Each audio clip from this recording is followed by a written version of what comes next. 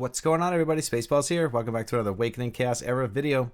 Everyone, today we're going to talk about priorities, what you guys should be focusing on, prioritizing when starting off, but also going mid to late game. Basically keeping your priorities in order, because if you do that, it'll progress you through the entire game instead of making epic fails like me and backtracking. Honestly, when I first started playing the game, I was all over the place, farming everything, farming a little of this, farming a little of that, and then I realized that's a huge mistake. And I actually should have been focusing on specific things. So let's talk about those things and how to progress your account or prioritize your account for long-term progression and just long-term game health. So let's get right into this one and let's talk about it. And the first thing up, when you first start playing Awakening, or even a couple days, couple weeks into Awakening, you should be focusing on your adventure content. Doing that will set up your account for the future. And what I mean by that, clearing as much of this as you can in a short time is going to give you a ton of gear sets. All my gear sets right now are from clearing normal and hard adventure mode. I haven't found myself having to farm any of the rune dungeons yet. Honestly, I feel like in this game, rune dungeons are going to be more to mid to late game because there's just so many other things to focus on first. Now, obviously, you're going to get stuck in adventures mode, and this is not the only thing you should be farming. And when I say farming, I mean like every day, 10-hour, 12-hour grinding, because a lot of us tend to just grind the game all day long and play many countless hours. So the way I look at it is there's sit down and play content, and then there's AFK content, basically where you're just doing your 10 times auto, walking away, coming back, and resetting it. And as you clear this content, you're also going to be farming glyphs, which I think is one of the most important early game things to farm. Glyphs and abilities. I think glyphs will come first because you'll already be doing the campaign stuff and it will just tie into the glyphs. And most of these glyphs are tied into a lot of your missions. And I'm going to tell you guys right now, straight up, farming glyphs past level 3 becomes really annoying and it becomes a lot of farming. I'm actually on this myself right now and realizing how annoying glyphs are to farm. They're really helpful and they give you a ton of stats, so they're definitely a necessity. And I think that's why it should be prioritized over the rune dungeon. And the fact that it just ties into all your early game content. But if we look, we have 3 hero glyphs to reach tier 4. I haven't done any of those yet because I'm still on the blue tier trying to farm up those to get to tier 4. I think my Hector is the furthest out of all my champions currently. And I believe he's at glyph 3 and we got 2 on the side. So we have 4 more to go. And that's going to be another couple hours of farming, let me tell you. And basically, as you're farming your glyphs, that's going to bring you straight into your abilities. Now, legendaries are much harder to farm abilities for, especially early game, so I think focusing on your epic abilities would be more beneficial to your overall account progression, and then eventually you can go and farm your legendary abilities. The way I did it is I focused on my epics first because it's super easy to farm out their abilities. It doesn't take that long and it's not that bad. It's not as tedious as farming up a legendary. So if we look at my William and my Jonathan, you'll see that both of their abilities are maxed out to where I want them to be. I don't need to do the extra one because I don't care about the extra damage right now. Eventually I will do it. Just right now I want to save as many of these stones as I can for future epics that I might get. And the same thing goes for Jonathan. I leveled up the skills that I want to level up. Obviously, if you're not lucky and the randomness goes into other skills that you don't want, you're going to have to do all of them. But that just comes down to RNG. The thing with farming abilities and just dungeons in general in this game, all the elements are the same. It's not like other dungeons where every floor is a different element. So now when you're farming your water or tree ability, you're going to be building your rune dungeon team at the same time. So let me show you what I'm talking about when I say that. And this is why I think farming abilities first is just so much more beneficial progression-wise, because you're not going to be going backwards and you're going to be building the team that you're going to be using in your rune dungeon anyways. So if we pull up the rune dungeons, we'll see that they're all element based. The elements don't change on every floor. It's the exact same. So Ash is always going to be fire. Queen of Tides is always going to be water. And then if we click over to our ability dungeons, we'll see the same exact thing here. When you're farming up your tree abilities, it's always going to be tree element. So now with that being said, for example, we're farming up our abilities. We're hitting all these dungeons. You're going to be building the team that you're going to be bringing over to your rune dungeon farming. These two dungeons are going to go hand in hand with each other. And the thing about it is you want to have your abilities basically leveled up to where you want them before you start farming in the rune dungeon anyways. The way I look at it, this always comes first and then you're going to go to the rune dungeon. So basically when you pull a new character, you're going to level up their abilities and then you're going to bring them into the rune dungeon or any dungeon for that matter. The thing with these dungeons are they're on timers, so they're not open every day, but on Sundays they are all open.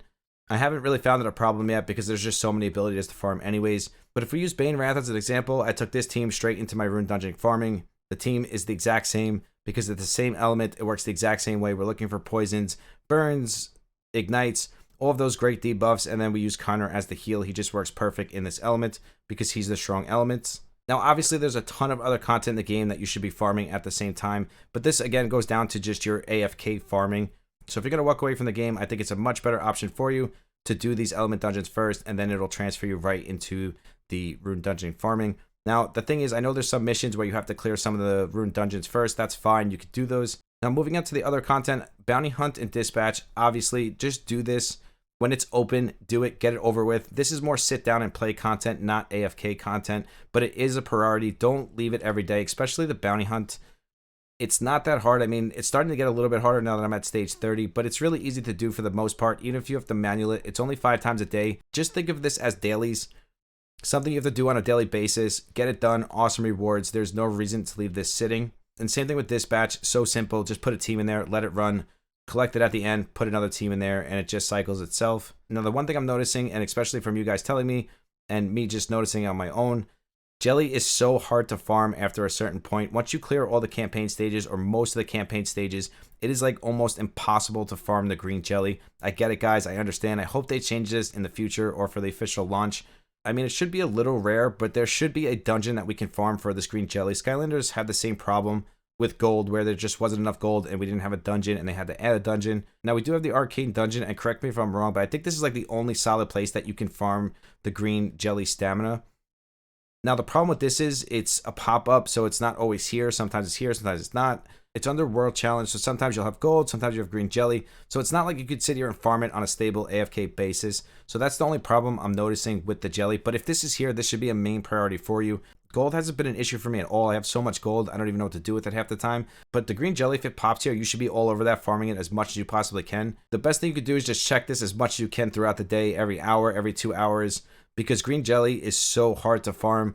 If it does pop, farm the hell out of it, get as much as you can, and hope that it pops again soon after that. Green jelly's been the worst block in the game so far. I understand, trust me. I play the same game as you guys, so I know the feeling of not being able to get it. And then as far as Void Tower goes, just do as much as you can. I don't think this is a priority farm for like your first couple weeks. Eventually, this will be a priority. The problem with this is it gets really hard really fast. Even getting to stage 30 is kind of a nightmare if you don't have your abilities and your glyphs leveled up. That's why I think that should be your main focus as a new player, really just getting those glyphs and abilities done, and that's going to tie you into the rest of the content in the game. Guild Boss should also be something that you're doing on a daily basis, because you get fantastic gear from doing this. If you get, I think, chest 12 or chest 13, you're getting between 4 and 5-star legendary gear, which can be huge for a starting account. I've gotten some of my best gear from the Guild Boss already. There's not much to say about it. The element changes on the Guild Boss, so it's not like you could just build a specific team for this, because if you're the off element, you're going to get smacked. This boss hits really, really hard. So that's going to come over time, just being able to build up different elements, different units. Early on, you're going to be very limited. Again, it goes back to the XP jelly and just getting XP in general. You're only going to be able to build so many units. Just try to build up one solid team so you get as much gear and resources out of this as possible. And next up, and I think the last thing we need to really touch on as far as priorities go, is Arena. And this is really important. I don't think people are understanding how important Arena is in this game. The first thing is you can't refresh your tickets in this game. It only refreshes itself. Now, I don't know in the future or when the game is launched if they're going to sell packs or make this pay to win where people can buy these tickets. I know right now you can't get them. Maybe they're in the shop. I haven't noticed yet. I think right now the way it is, it just fills itself. So the thing with this is you do not want to leave this full. This ties into so many of your missions, and not just that, there's the glory path, which gives you a ton of rewards. So you do want to try to get as high as you can just to collect some of these rewards. And again, we have the green jelly in here, and we know how important that is to get, along with a bunch of other stuff as well. Bread, gems, pumpkins, all just really good early game resources. So even if you don't take Arena seriously, still just put a team together and do as much as you can. Just auto them. Even if you're losing, it doesn't matter. You'll still get some rewards from it. At the end of the day, just getting as many early game rewards is going to benefit your account. So don't just leave this stuff sitting here. Just like anything else, if it sits here, you're not collecting from it. Now, the best way to really do this is do your training every day, and that will use some of them. I think you get about 40 or 50 tickets a day. It might even be more than that. But make sure you use them on your training first, and then you can go into your combat. This is going to give you 60 gems per day right now, and who knows if they're going to add more trainers to this. They most likely will. Most gacha games do end up adding more trainers, which is just more gems. I consider this part of my dailies because it's 60 gems per day, so I'm doing this every single day. I just opened this challenge one, that's why I haven't done it yet on the bottom. But once it resets, I'll do them all, and that's 60 gems per day, so it's just like a daily mission. So just to sum all this up and wrap up this video, your first priority should be clearing all the adventures, normal and hard. Then from there, you should be going straight into the glyphs into abilities. You can farm them both at the same time, like little glyphs and a little abilities. All the other side content that we talked about, you should absolutely be doing it as well, but that's not necessarily AFK farming content. That's content that you're going to be sitting down and playing. And by doing it in this order, it's going to bring you right into the Rune Dungeon content. So from glyphs and abilities, that's going to tie you right into the Rune Dungeon content, which is going to bring you into the rest of the late game content. That's the way I'm doing it now, and it seems to work great. But if you guys have anything to add to this or anything to say, please comment down below. I'd love to hear what you guys have to say. If you guys want to be a part of the sub celebration, that is always linked down below, along with my Twitch and my Discord.